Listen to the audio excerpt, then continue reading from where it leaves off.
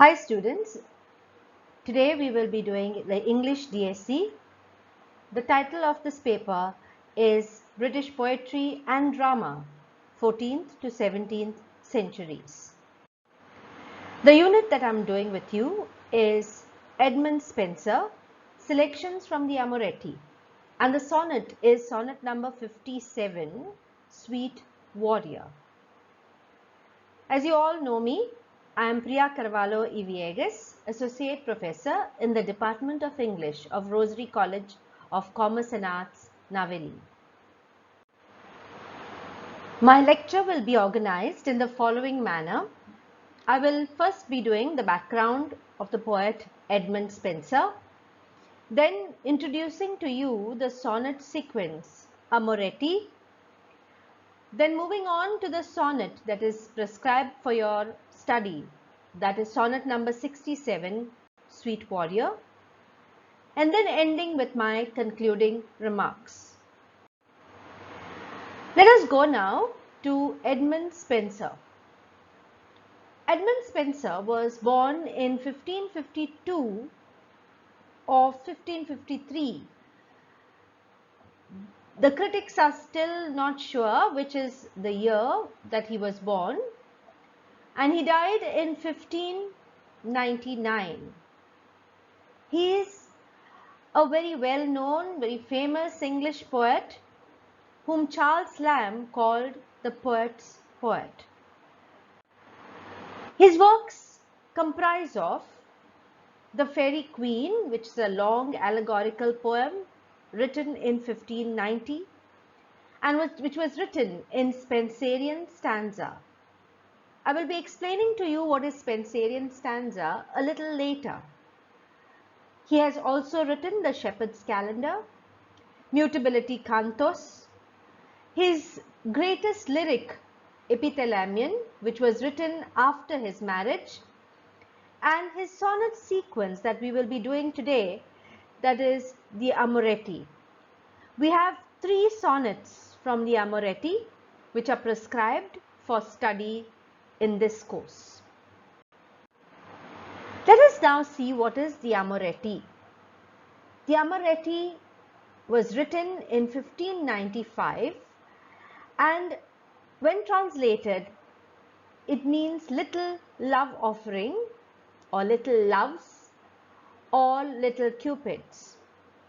We have the title page here on the screen of the Amaretti and the Epithalamion, which were put together and published. The Amaretti is a sonnet cycle recording the poet's long courtship and wooing of his beloved Elizabeth Boyle, whom he wooed for a long time and eventually married in 1594. It is a sequence of 89 sonnets which trace the various stages of his courtship of Elizabeth, from rejection to acceptance by his beloved. This whole sequence actually begins with 2 sonnets, number 1 and 2, in which the speaker addresses his own poetry. From sonnet number 3 to sonnet 62, the poet is in a state of emotional turmoil and frustration. She has been rejecting him again and again. She refuses to look favorably upon his suit. His reaction ranges from despairing self-deprecation to an angry tirade against her stubbornness. After sonnet 63 to sonnet 85, the speaker changes the tone to suit the new relationship that has developed between himself and his beloved. By sonnet number 63, Elizabeth accepts his proposal and looks favorably upon his suit. Let us now go to sonnet number 57, Sweet Warrior. In this sonnet, the poet has been tired of the continuous struggle and pursuit to win his beloved's heart. He has tried his best, but she still does not give in. Here he takes up the conceit of his suit as a battle. He calls her a sweet warrior. He is frustrated with the treatment that has been meted out to him by his indifferent beloved. I will now explain to you Sonnet 57, Sweet Warrior, from his sequence The Amaretti by Edmund Spenser. I will first explain this quatrain and then move on to the rhyme scheme of this stanza. A quatrain is a 4-line stanza. Sweet warrior, when shall I have peace with you?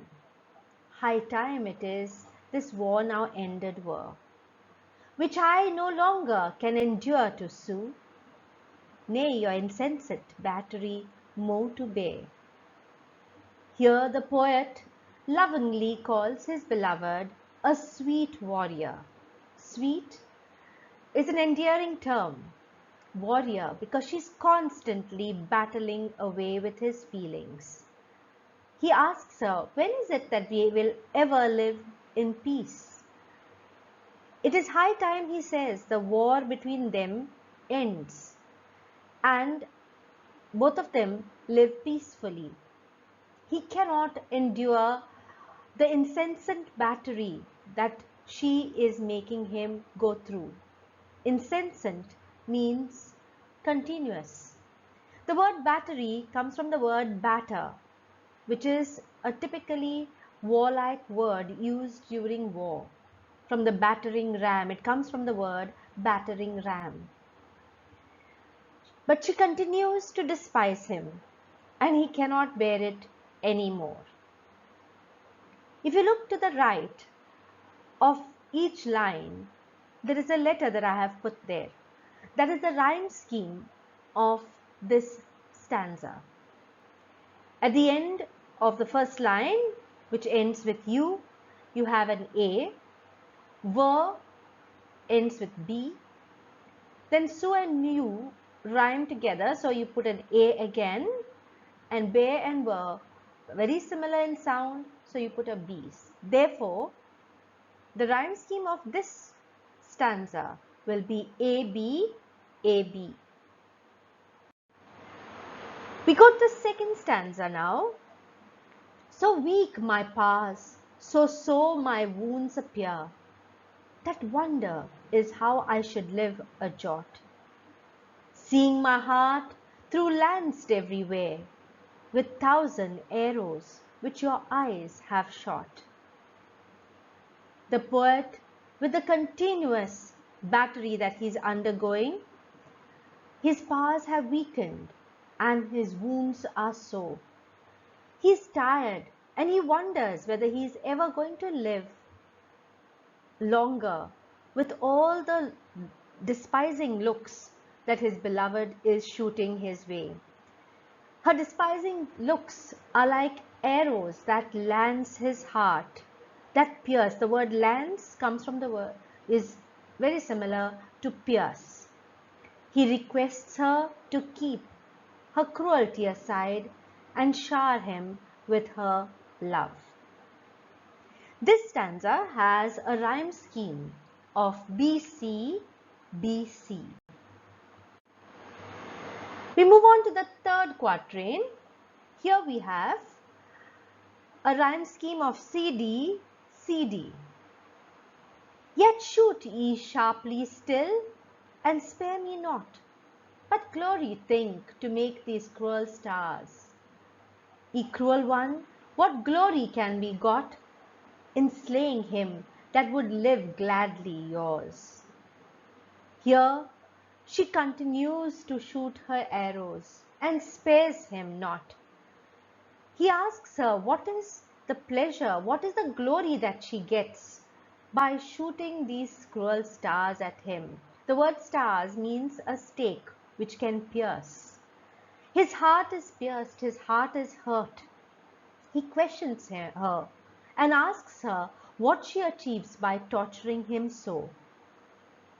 He says that he would gladly be hers, someone who is willing to bow down to her and live forever with her. The last stanza is a two-line stanza which is called a couplet. Make peace, therefore, and grant me timely grace, that all my wounds will heal in little space. He requests her here to shower him with her grace. He says his wounds will immediately be healed if only she shows some mercy towards him. He wants all the conflicts between them to end and for them to live in complete peace. This couplet has got a rhyme scheme of E, E. And therefore we have a Spenserian sonnet which has got a rhyme scheme of AB, AB, BC, BC, CD, CD, E, E. To conclude, I can say that the poet uses the imagery of warfare. In this sonnet, he uses several words which are connected to war, like warrior, peace, war, sue, battery, and so on.